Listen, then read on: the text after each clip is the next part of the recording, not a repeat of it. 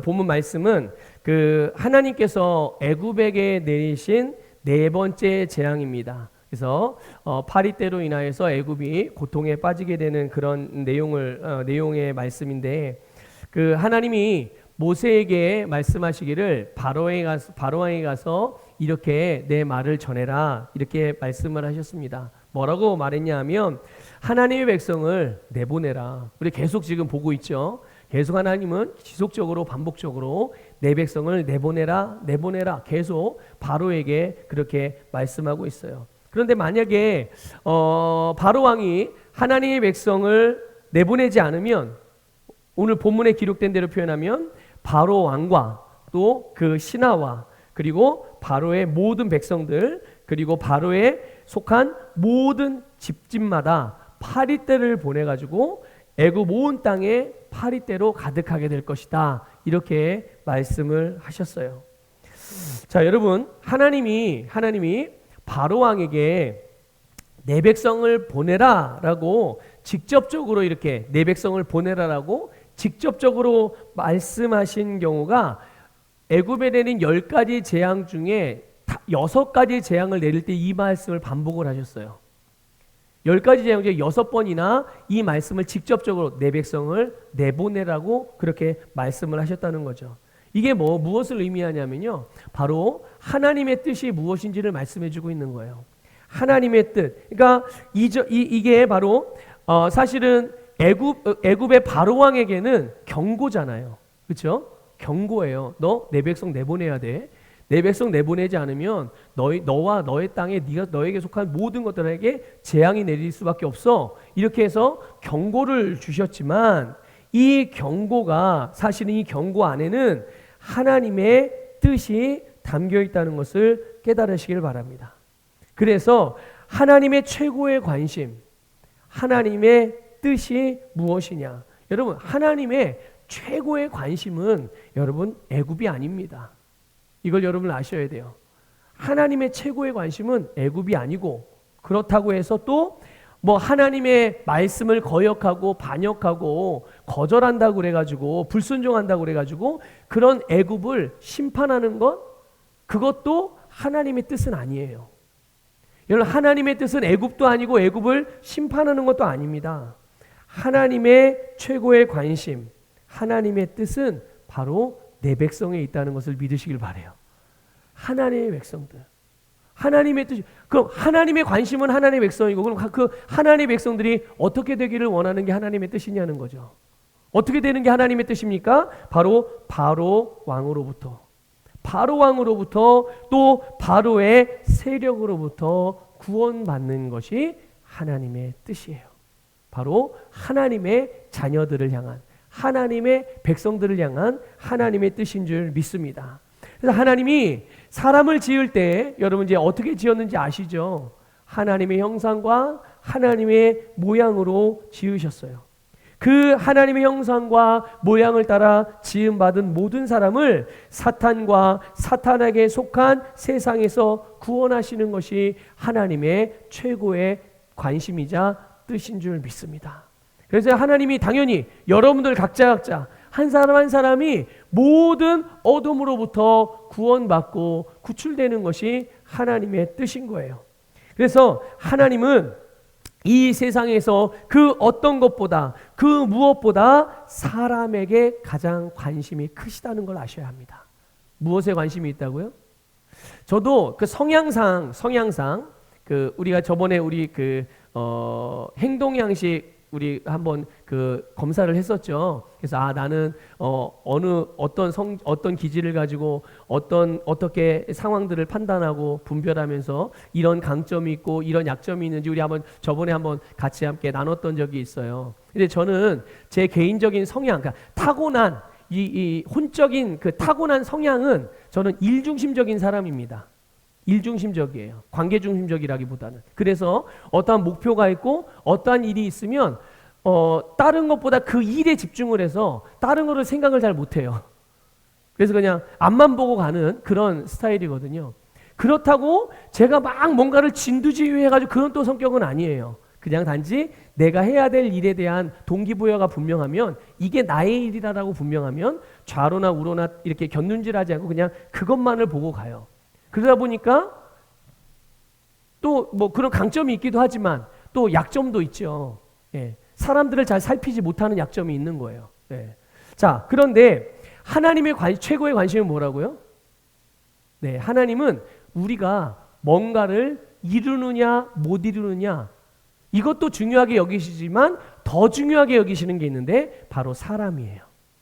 우리 자신을 하나님께서는 가장 관심을 가지시고 우리를 가장 사랑하신다는 것을 믿으시기를 바랍니다. 그러니까 사람에게 관심이 있다는 것은, 여러분, 모든 사람에게 관심이 있으시지만 그거를 우리 개인에게 적용을 한다면 하나님은 각자에게 관심을 가지세요.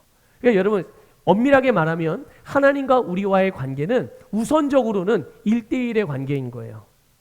1대1의 관계에서 관계가 온전하게 형성이 되면 그 안에서 하나님은 우리를 공동체로 부르신다는 것을 믿으시길 바랍니다.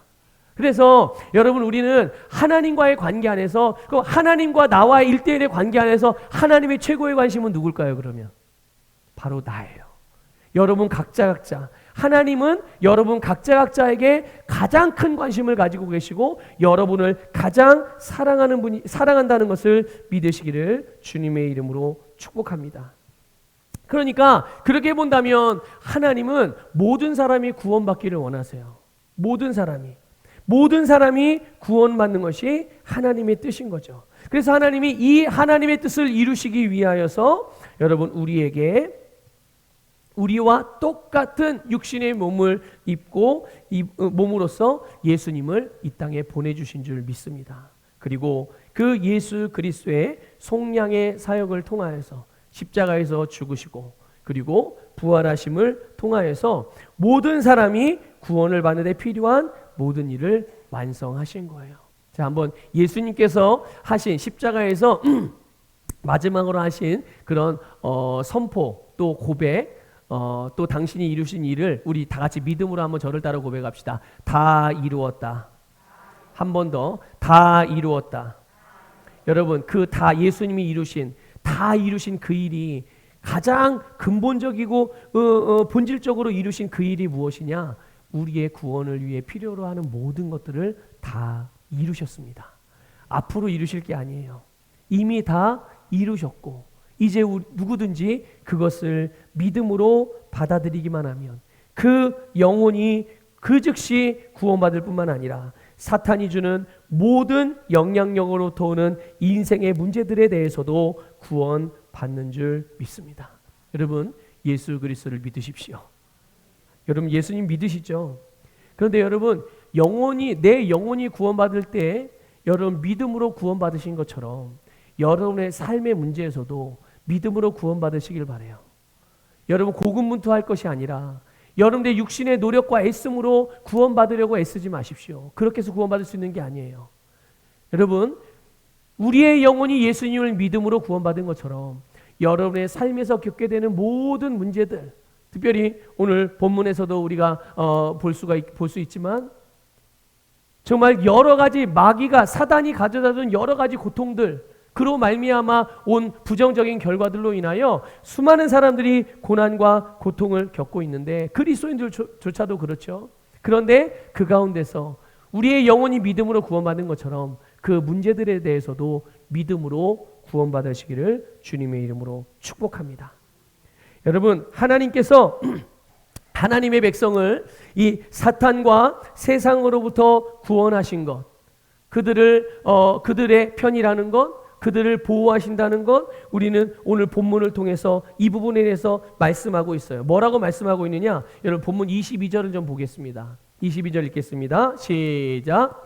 그날에 나는 내 백성이 거주하는 고센 땅을 구별하여 그곳에는 파리가 없게 하리니 이로 말미암아 이 땅에서 내가 여호와인 줄을 내가 알게 될 것이라. 아멘. 여러분, 하나님께서요 고센 땅을 구별하신다고 말씀하십니다. 고센 땅을 구별하셨대요. 여러분, 고센이라는 땅은 오래전에 이 여러분 요셉 아시죠? 요셉이 애굽의 총리로 있을 때, 그때 요셉이 그 아버지인 야곱과 또 자기의 형제들을 다 이 고센 땅으로 불렀단 말이에요. 그래서 고센 땅에 정착하여 살게 했어요. 그런데 이 요셉의 형제들이 누굽니까? 야곱의 아들들이자 요셉의 형제들이 바로 이스라엘의 12지파의 조상들이란 말이에요. 지금 애굽에서 살고 있는 애굽에서 나온 사람이 장정만 60만이라고 그랬어요.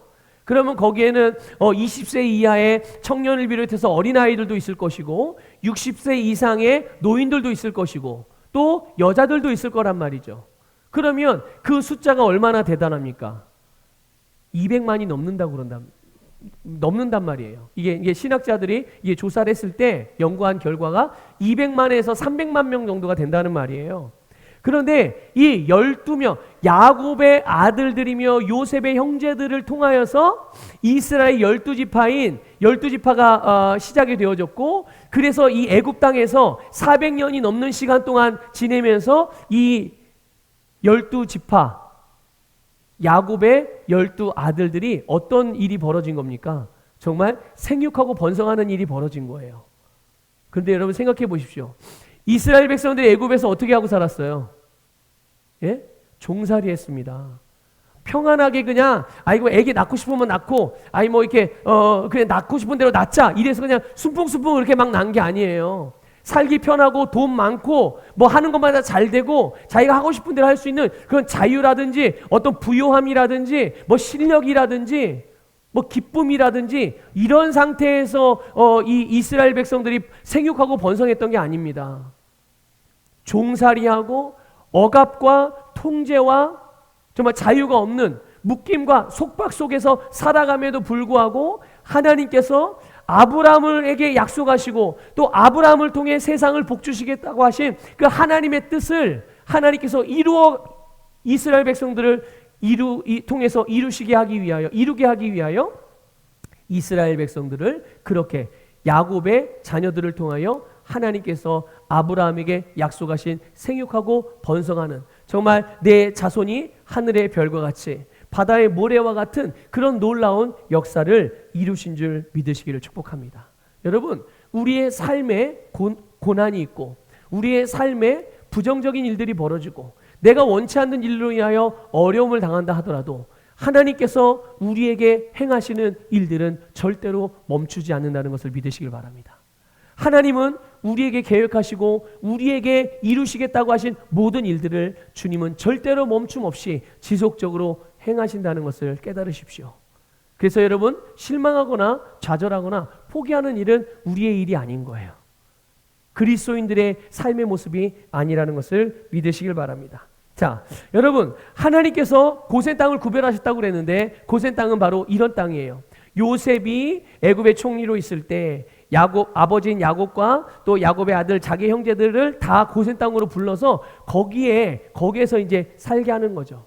거기에 그때 대략 한 7, 80명의 사람들이 살고 있었거든요. 근데 그 7, 80명이 몇 명이 된 거예요? 지금 보니까 200만이 넘는 그런 대민족이 된 것입니다. 자, 근데 어쨌든 그런 땅이에요. 그러니까 하나님께서 애초부터 하나님의 백성들, 약속의 자녀들이 고센 땅에 오래전부터 계속 거기서 살고 있었던 거죠. 하나님이 왜 이 고센 땅, 고센 땅은 애굽하고 다른 나라가 아닙니다. 애굽 나라 안에 있는 지역이에요. 이 고센이라는 지역은. 그러니까 크게 이게 지역적으로 보면 고센도 애굽이라는 나라의 한 부분인 거죠. 네. 그런데 하나님이 왜 고센 땅을 구별하셨을까요? 고센 땅이 땅이 좋아서 아니면 그 땅에 심는 것마다 뭔가 잘 열매가 풍성해져서 아니면 거기 사는 사람들이 착해서? 아니에요. 하나님께서 고센이라는 땅을 구별하신 이유는 딱 하나입니다. 그게 뭐냐면 하나님의 백성이 거기 살고 있었기 때문이에요. 여러분, 이것을 잘 마음에 새기시길 바라고 여기에 대한 계시가 정말 밝게 일어나기를 주님의 이름으로 축복합니다. 하나님의 백성이 거기에 살고 있었기 때문에 만약에 하나님의 백성이 고센이 아니라 다른 곳에 살고 있었다면 어떨까요? 하나님은 고센 땅을 그럼에도 불구하고 고센 땅을 구별하실까요? 다른 땅을 구별하실까요? 다른 땅이에요. 땅의 종류가 중요한 게 아닙니다. 지역이 중요한 게 아니에요. 하나님의 사람이 어디에 있느냐가 중요한 거죠. 하나님의 백성들이 있는 곳을 하나님께서 구별하셨다는 것을 믿으시기를 주님의 이름으로 축복합니다. 그래서 여러분, 그러면 이 하나님께서 하나님의 백성으로 인하여 그 땅을 구별하셨는데, 그러면 하나님이 구별하신 그 구별은 무엇을 의미하는가? 그것은 바로 보호를 의미하는 거예요. 하나님이 우리를 구별하신 것, 하나님이 우리의 땅을 구별하셨다는 것은 바로 하나님의 보호를 의미하는 겁니다. 하나님이 그 땅을 안전하게 보호해 주시는 것이죠. 무엇으로부터 보호하십니까? 애굽에 내린 파리떼의 재앙으로부터 보호하시는 거예요. 파리떼의 재앙으로부터 지켜주시는 것입니다. 이제 애굽의 온 땅에 파리떼가 가득하게 돼요. 그리고 결국에는 그 땅이 그냥 파리떼 잠깐 많았다 그냥 에프킬러로 이렇게 뿌리면 약 주면 되는 거 아니야? 이렇게 생각할 수 있겠지만 여러분, 그런 게 아니에요. 이 파리는 지금 우리가 알고 있는 그런 파리는 똑같은 파리가 아닙니다. 이 파리 어떤 목사님은 그렇게 표현해요. 쇠파리? 여러분, 쇠파리 아시나요? 이게 쏘는 파리가 있는 것 같아요. 쏘는 파리. 그런 거예요. 그러니까 이게 그냥 파리가 일반적인 파리라면 날아가다가 이게 사라질 수 있잖아요. 근데 파리가 가져오는 게 있죠. 여러분, 왜 파리를 해충이라고 말하고 왜 파리를 잡습니까? 단지 귀찮아서입니까? 눈앞에서 앵앵거리거나 귓가에서 앵앵거리고 귀찮아서 그래요? 아니에요, 여러분. 파리는 불결한 것을 옮기고 다니기 때문에 그렇습니다. 온갖 병균을 옮겨 다니기 때문에 그런 거예요. 그런데 게다가 이건 우리가 알고 있는 그런 파리만이 아니잖아요. 쇠파리 같은 종류예요. 그러니까 동물이나 사람을 쏘는 파리예요. 그러면 병균뿐만 아니라 각종 우리의 몸을 해칠 수 있는, 해할 수 있는 그런 바이러스들이나 그런 성분들을 통해, 독성을 통해서 우리가 살아가는데 어려움을 겪게 되고, 그런 것들을 가져다 주는 게 이 파리의 재앙이거든요. 그런데 그 파리로 인하여 여러분 24절에서 보지만 그 땅이 어떻게 됐다고 그랬어요? 세상에, 파리가 도대체 이 당시에 파리의 재앙이 얼마나 대단했길래 그 애굽에 있는 온 땅이, 모든 땅이 다 어떻게 된 거예요? 황폐하게 됐다라고 말씀하고 있어요. 그런데 이 애굽의 온 땅이 파리떼로 말미암아 황폐하게 되는 가운데서, 그럼에도 불구하고 이 고센 땅에는 파리 한 마리가 없었다는 거죠. 여러분, 상상이 되십니까? 예? 아니, 무슨 고센 땅 주변을 모기장으로 다 친 것처럼 마치 그걸 좌우 앞뒤 윗 아래 다 무슨 모기장, 아주 그냥 틈도 하여튼 파리 새끼도 들어오지 못할 정도, 날파리도 못 들어오게 모기장으로 다 친 것처럼, 어떻게 그 고센이라는 땅도 애굽 땅인데 거기만 파리가 한 마리도 없냐고요. 이게 하나님의 역사인 거예요.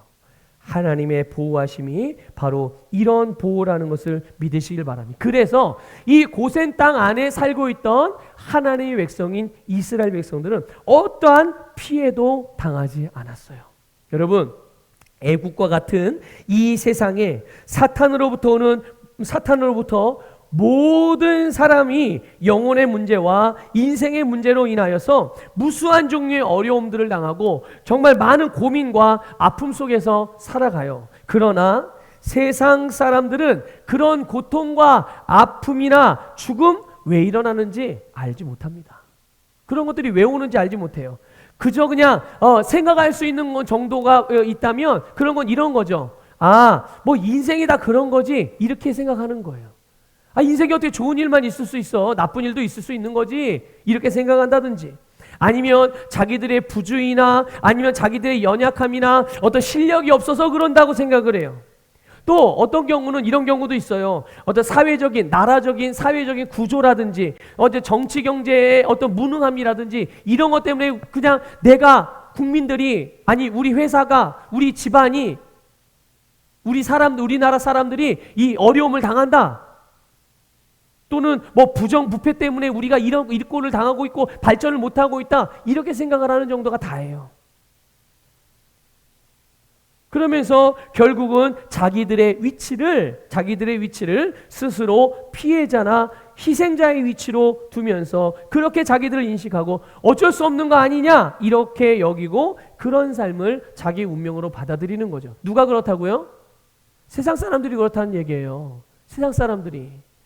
자기들이 왜 어려움을 당하고 왜 삶에 문제가 생기고 왜 죽음에 직면하게 되고 왜 사건 사고가 일어나는지 다 이런 종류의 생각으로 그냥 그렇게 받아들이고 살아가는 거죠. 자, 그러나 여러분, 인간의 연약함, 인간의 한계가 있는 것은 맞습니다. 그러나 원래부터 그랬던 것이 아니라는 걸 알아야 돼요. 원래부터 그랬던 게 아닙니다. 이 모든 비극이며 죄, 아픔, 고통의 근원, 그것은 사탄과 사탄의 유혹에 넘어가 인간이 범죄했기 때문이라는 것을 아셔야 해요. 그러나 여러분, 그럼에도 불구하고 하나님께서 가만히 계시지 않으셨어요. 하나님께서 우리를 하나님의 백성으로 삼으셨죠. 하나님께서 우리를 예수 그리스도를 통해서 하나님의 자녀로 낳으셨고 이제 하나님의 자녀들은 이제 하나님의 자녀들이 살아가는 그 땅을 하나님께서 보호하심으로 우리를 안전하게 하셨음을 믿으시기를 바랍니다. 여러분, 하나님께서 저와 여러분을 하나님의 백성으로 삼으셨습니다. 한번 고백합시다. 하나님은 나의 아버지이십니다. 하나님께서 나를 말씀으로 낳으셨습니다.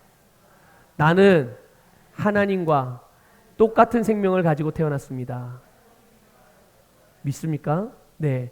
오늘 저와 여러분 또 저와 여러분을 비롯해서 모든 예수 그리스도를 믿고 거듭난 그리스도인들은 하나님이 아버지시고 그분의 생명으로 태어나서 오늘 우리는 하나님의 자녀인 줄 믿으시길 바라고 그 하나님의 자녀들이 살아가는 그 땅을 하나님께서는 지키시고 안전하게 보호하신다는 것을 믿으시길 바랍니다. 여러분, 우리가 물리적으로는 이 세상에 속한 이 지역에서 살아가고 있습니다. 마치 이스라엘 백성들이 애굽에 있는 애굽이라는 지역에 속해 있는 고센 땅에 사는 것처럼 오늘 우리가 그렇게 살고 있어요. 그러나 그러니까 세상이라는 환경 속에 살아가고 있지만 우리가 영적인 존재로서는 영적으로는 예수 그리스도 안에 있는 것입니다. 저와 여러분은 지금 예수 그리스도 안에서 살고 있는 거고요. 그러니까 예수 그리스도라는 환경과 예수 그리스도라는 땅에서 살고 있음을 믿으시길 바랍니다. 그러니까 여러분 22절에서 보게 되면 22절에서 이렇게 말씀하고 있죠. 그날에 라고 말씀하고 있어요. 그날에. 그날. 여러분 그날은 어떤 날입니까? 그날은 땅이 황폐해질 정도로 파리때로 인하여 위기에 직면하는 때를 말하는 거예요. 위기와 문제로 인하여 큰 어려움과 고난을 당하는 그때. 여러분 오늘 우리가 살아가는 이 시대를 또 우리 나라를 우리의 지역사회를 여러분 가만히 생각해 보세요. TV에서 연일 방송해내고 뉴스로 송출하는 그 내용들을 가만히 여러분들 들어보시기 바래요. 다 무슨 얘기입니까? 다 어렵다, 힘들다, 살기 어렵다, 뭐 경제가 어려워서 뭐 앞으로는 오랜 시간 동안 뭔가 회복이 필요하다, 이런 여러 가지 그런 부정적인 여러 가지 상황의 부정적인 면들을 계속 알려주고 그런 문제들을 계속 우리로 인식하게 한단 말이죠. 자, 우리가 살아가는 세상이 좀 그렇습니다. 우리가 살아가는 이 세상, 물리적인 세상은 그런 세상이고 우리나라도 지금 그런 형편이고 그런 처지인 거죠. 그런데 여러분 그날에 22절에 말한 것처럼 그날에 이렇게 많은 문제와 어려움과 모든 사람이 안 된다 그러고 모든 사람이 마치 재앙을 받은 것처럼 그런 극심한 어려움과 고통 속에 있는 그날, 여러분 우리는 예수 그리스도 안에서 우리가 믿음으로 행하는 모든 일들이 안전하게 보호를 받고 세상에서 어떤 부정적인 일들이 벌어진다고 하더라도 절대로 피해자가 되지 않는다는 것을 깨달으시길 바라요. 절대로 우리는 피해자가 되지 않습니다. 또 그 어둠의 영향을 받지 않는 삶을 살 수 있도록 하나님께서 우리를 지키시는 줄 믿습니다. 그래서 오늘 저와 여러분의 삶이, 저와 여러분의 세상이 예수 그리스도로 말미암아 안전한 보호를 위하여 구별되었음을 믿고 이제 그런 믿음으로 여러분의 삶을 살아가시기를 축복합니다. 여러분이 이제 교회에서 나가서 여러분의 삶의 자리로 돌아가서 하나님께서 여러분이 주신 여러분의 기업 가운데서 여러분의 기업을 다스리고 기업을 경영하고 가정을 경영하고 여러분의 미래를 경영하고 그런 모든 일 가운데서 하나님의 보호하심이 항상 여러분을 따라다닌다는 것을 믿고 여러분이 행하는 그 모든 일을 담대하게 행하시기를 주님의 이름으로 축복합니다. 자, 하나님께서요 고센 땅만 구별하신 것이 아닙니다. 고센 땅만 구별하신 것이 아니라 하나님의 백성 자체를 구별하셨다는 것을 우리가 또 볼 수 있어요. 여러분 23절 볼게요. 23절 읽겠습니다. 시작. 내가 내 백성과 네 백성 사이를 구별하리니 내일 이 표징이 있으리라 하셨다 하라 하시고 아멘. 여기 보면 하나님께서 하나님의 백성과 바로의 백성을 구별하셨다고 그랬어요. 하나님의 백성과 바로의 백성을 구별. 여기 보면 이 구별이라는 단어가요 히브리어로 보면 페두트라는 단어인데 이 뜻이 뭐냐 하면요 속량이라는 뜻이에요. 속량. 그러니까 속량으로 인하여 자유함을 얻게 되어지는 그런 의미를 알려주는 단어란 말이죠. 그러니까 하나님께서요 애굽에 속해 있던 이스라엘 백성들을 애굽이 이스라엘에게 행사했던 모든 권리나 요구들로부터 자유롭게 했다는 것을 여러분 알려주는 거예요. 하나님이 이스라엘 백성들을 그러니까 바로의 사람들과 하나님의 사람들, 바로 왕의 사람들과 하나님의 사람들, 애굽의 사람들과 하나님 나라의 백성들, 이것을 구별하셨다는 것은 하나님께서 그들로부터 자유케 하셨다는 거예요. 누구를요? 하나님의 백성들을. 하나님의 백성들을. 여러분, 이제 바로 애굽의 바로 왕은요 내일이 되면 이와 같은 일을 이제 진짜 본인이 직접 목격하게 될 거예요. 이게 바로 하나님이 바로 왕에게 주는 메시지임을 바로 왕은 이제 알게 될 거란 말이죠. 바로는 이스라엘도 그렇고 이스라엘 백성들도 그렇고 고센 땅도 다 자기에게 속한 것이라고 생각을 했단 말이죠. 그리고 자기가 가지고 있는 권세와 권력을 가지고 그 실력 행사를 마음대로 행할 수 있는 것으로 여겼어요. 그런데 이제는 내일이 되면 이제는 더 이상 그렇게 할 수 없다는 것을 어떻게 한다고요? 알게 된다고요. 누가요? 바로 왕 스스로가. 내일 어떤 일이 일어날 것이기에요? 파리떼가 애굽의 온 땅을 뒤덮고 온 땅을 황폐하게 하는 그것을 보면서 왜 다 황폐하게 되는데 고센 땅만 멀쩡하지? 왜 애굽의 모든 사람들이 다 고통을 겪는데 왜 이스라엘 백성들만 고통을 안 당하지? 이걸 보면서 이제 자기들의 마음대로 이스라엘 백성들과 그들이 사는 땅을 함부로 할 수 없다는 것을, 어떤 영향도 끼칠 수 없다는 것을 이제 이 바로 왕이 알게 된다는 거예요. 여러분, 하나님께서 예수 그리스도를 통해서 저와 여러분을 사탄으로부터, 이 세상으로부터 구별하셨음을 믿으시길 바랍니다. 여러분, 이 말의 의미는 사탄이나 이 세상의 어떤 부정적인 영향을 받지 않게 되었다는 것, 죄가 더 이상 우리에게 왕노릇하지 못한다는 것, 우리는 사탄과 이 세상으로부터 더 이상 피해를 당하지 않는다는 것임을 말하는 거예요. 여러분, 이것을 여러분 분명하게 믿으시기를 주님의 이름으로 축복합니다. 여러분, 하나님은 우리가 사는 땅을 구별하신 것뿐만 아니라 우리를 세상으로부터, 세상 사람들로부터 구별하셨음을 믿으시길 바랍니다. 우리를 거기서부터 꺼내 오신 거예요. 그래서 신약 성경의 표현대로 말하면 우리를 흑암의 권세에서, 흑암의 나라에서 끌어내셔서 우리를 사랑의 아들의 나라인 하나님의 나라, 예수의 나라로 옮겨주셨음을 믿으시길 축복합니다. 그러니까 영적인 눈을 떠서 보면 우리는 지금 어디에서 살고 있는 거예요? 하나님의 나라에 살고 있는 거예요. 예수 그리스도 안에 살고 있는 거예요. 예수님이 저와 여러분의 상황이고 환경인 것이죠. 여러분, 이것을 분명하게 믿으시는 것뿐만 아니라 여러분의 사고방식이 되게 하시기를 축복합니다. 여러분, 그러므로 여러분, 우리는 이제 우리의 사고방식을 반드시 이 말씀으로, 이런 종류의 말씀으로 새롭게 하셔야 돼요. 로마서 12장 2절을 볼게요.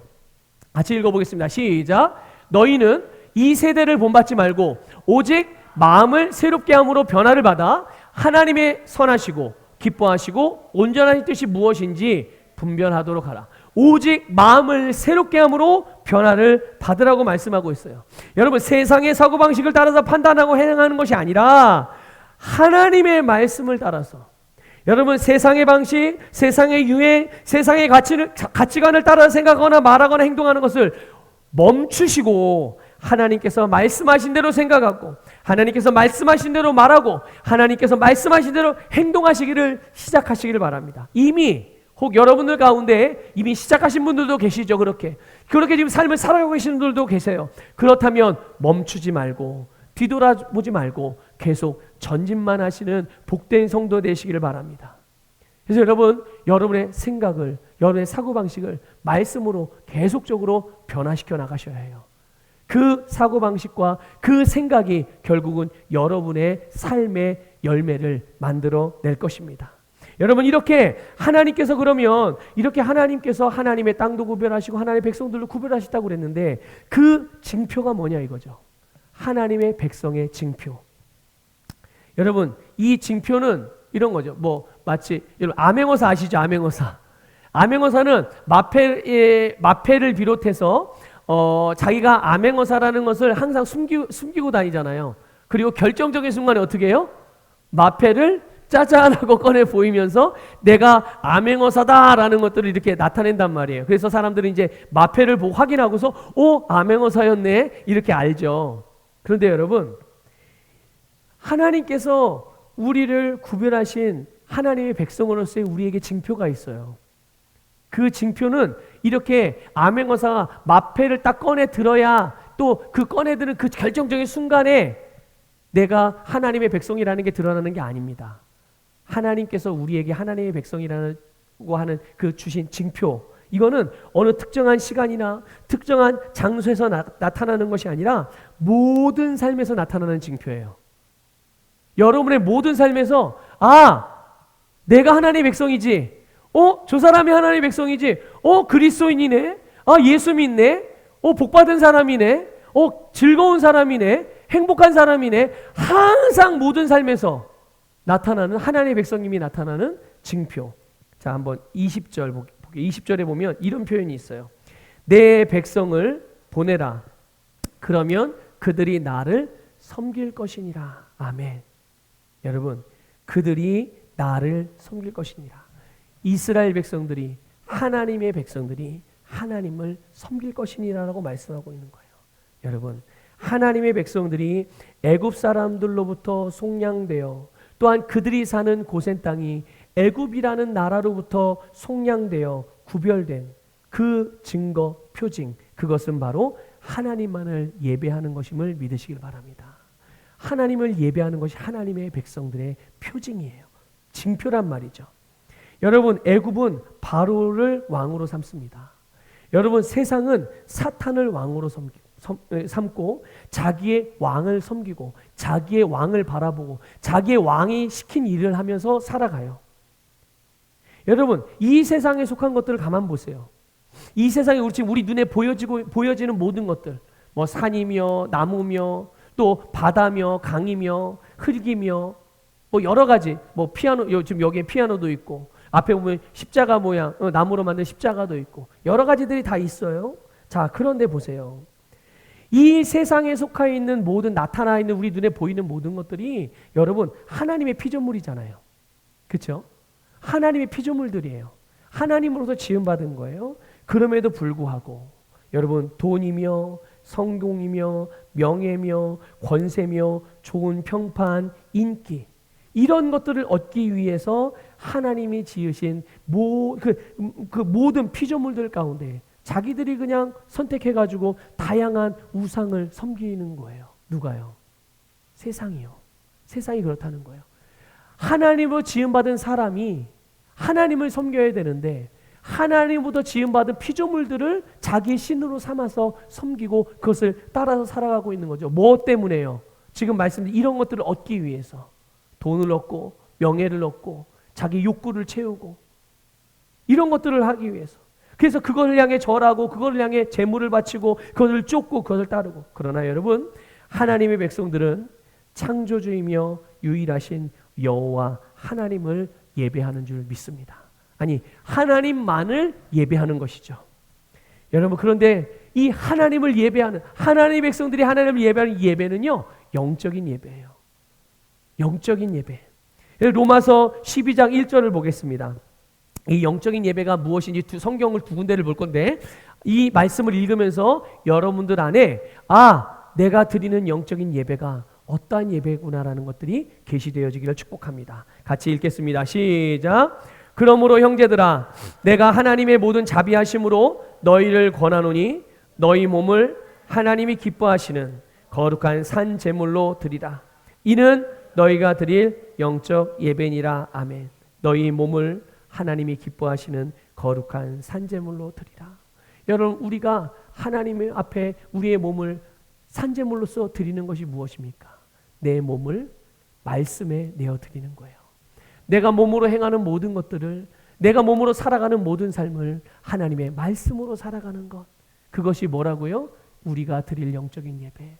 우리가 교회에 와서 이 정해진 시간에 이 공동체로서의 예배를 드리는 이 예배를 드릴 때만 우리가 하나님을 예배하는 게 아니란 말이죠. 이 예배만이 우리의 삶이 아니에요. 우리의 삶은 가정에서 사는 것도 우리의 삶이고, 그렇죠? 우리가 회사나 사업장에 가서 기업을 경영하고 운영하는 것도 나의 삶인 거예요. 자녀를 양육하는 것도 삶인 거죠. 밥을 하고 식사를 준비하는 것도 삶인 거예요. 사람들과 만나서 취미생활하고 같이 교제하는 것도 다 우리의 삶인 거예요. 마치 우리가 예배당에 나와서 함께 공동체로서 함께 예배하는 것처럼, 이게 우리의 삶인 것처럼. 그러니 우리의 몸으로 하는 모든 것들이 하나님께서 받으실 만한 예배가 되게 하는 것이 바로 오늘 이 신약시대 새로운 피조물들의 예배인 줄 믿습니다. 교회 안에서만 우리가 이렇게 찬양하고 기도하고 설교를 듣는 것만이 예배가 아니라 우리가 살아가는 삶이 예배가 되게 하는 것. 우리의 몸을 하나님의 말씀으로 다스려서 내가 살아가는 모든 삶이 하나님의 말씀이 되도록. 자, 요한복음 4장 24절도 읽어보겠습니다. 시작. 하나님은 영이시니 예배하는 자가 영과 진리로 예배할지니라. 아멘. 여러분, 하나님은 영이십니다. 그러므로 하나님의 백성은 영적인 예배를 드리죠. 영적인 예배는 영과 진리로 드리는 예배입니다. 거듭난 영으로서 말씀을 따라서 드리는 예배. 여러분, 거듭난 사람들, 예수 그리스도를 믿고 거듭난 사람들이 영으로 예배드리는 예배가 하나님이 받으시는 예배이고, 그 예배는 하나님의 말씀을 따라서 예배하는 예배인 것이죠. 그래서 여러분, 우리가 거듭난 영으로서 우리의 생각과 우리의 몸을 성령님께 내어드리면서 하나님의 말씀을 따라서 살아가는 삶이 바로 하나님께서 하나님의 백성들을 통해서 받으시는 영적인 예배이고, 이런 예배를 드리며 예배적인 삶을 살아가는 사람들을 통해 이것이 바로 하나님께서 당신의 백성임을, 우리가 당신의 백성으로 구별되었다라는 것을 나타내 주시는 표징이라는 것을 깨달으시길 바랍니다. 그렇기 때문에 하나님의 백성들은 육신의 욕심이나 자기중심적인 삶의 태도나 세상 종교와 같은 방식이 아니라 오직 하나님께서 말씀하신 대로 하나님을 예배하는 거예요.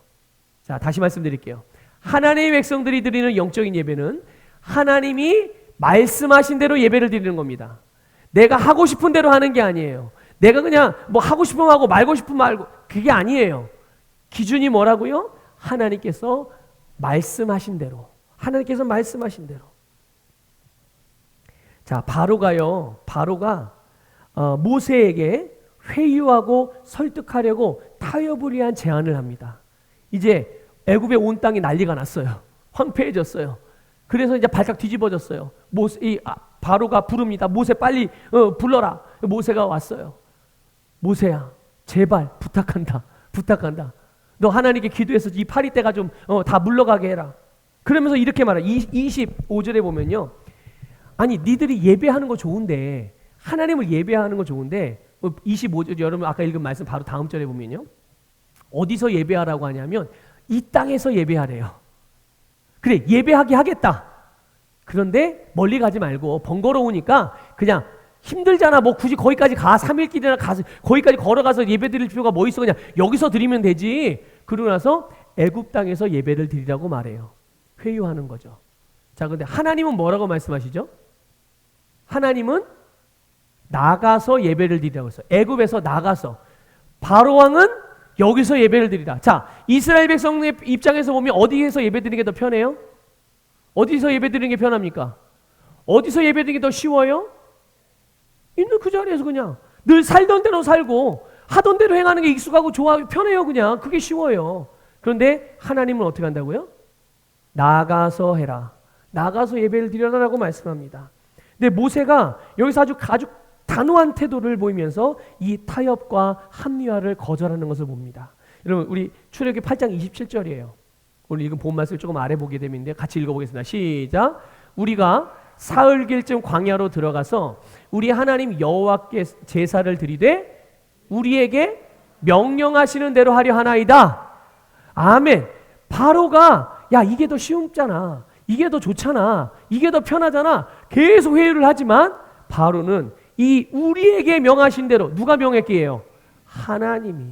하나님을 예배하는데 우리를 하나님이 말씀하신 대로 해야지 당신이 말하는 대로 할 수 없어요 라고 말하는 겁니다. 여러분, 오늘 우리를 포함해서 모든 그리스도인은 하나님께서 세상 사람들로부터 우리를 구별하였음을 믿으시길 바라요. 우리를 하나님의 자녀이자 하나님의 백성이며 영적인 예배자로 삼으셨어요. 우리는 그래서 말로 하나님을 예배합니다. 무엇으로 예배한다고요? 네, 우리의 말로 예배해요. 우리는 우리의 생각으로 하나님을 예배합니다. 여러분, 우리는 우리의 행동으로 예배합니다. 여러분, 우리는 우리의 삶으로 하나님을 예배해요. 그러니까 우리는 예수 그리스도의 몸, 예수 그리스도의 지체로서 하나님을 예배하는 거예요. 여러분, 예배를 통해서 하나님의 백성의 축복, 하나님의 백성을 하나님께서 보호하신 그 보호하심, 또 그 안에서 하나님이 주시는 형통과 넘치는 부요의 은혜를 마음껏 누리며 살아가시기를 주님의 이름으로 축복합니다.